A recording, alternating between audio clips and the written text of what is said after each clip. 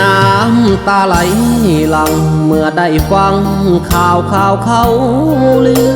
ว่าน้ำท่วมอัตตปือข่าวลือเสียหายยิ่งใหญ่ชีวิตลายห้อ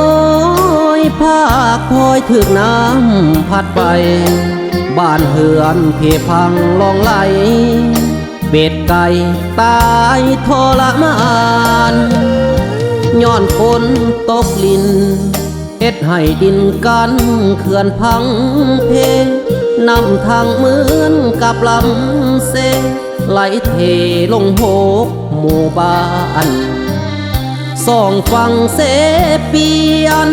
ตอนนี้แสนทรมานหลังคาอยู่ใต้บาดาลสงสารพ่อแม่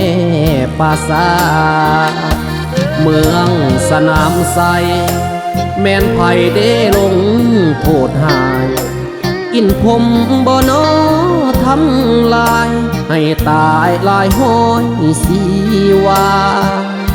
พ่อแม่ลูกเมียสูญเสียบ่หวนคืนมาหลายคนต้องเป็นกำพร้าน้ำตาสะอื้นไหลนองวอนผู้ใจบุญช่วยเกื้อกูลกันแน่เด้อเจ้าท่านเอ้ยจงช่วยแบ่งเบาลาวเฮาช่วยกันพี่น้อง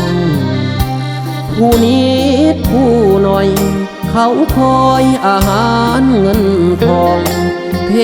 วาจงช่วยปกป้องอย่าให้น้ำนองแบบนี้อีกเลย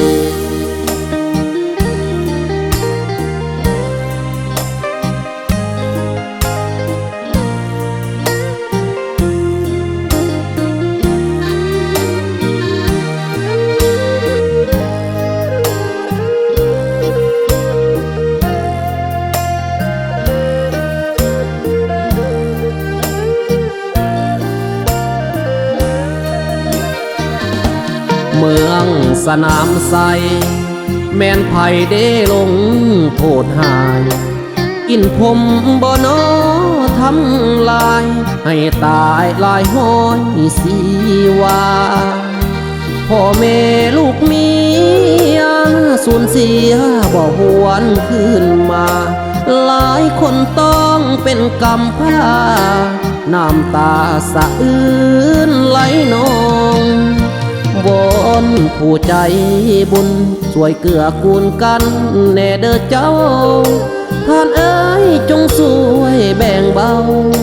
ลาวเฮาช่วยกันพี่น้องผู้นิดผู้หน่อยเขาคอยอาหารเงินทองเทวาจงช่วยปกป้องอย่าให้น้ำนอง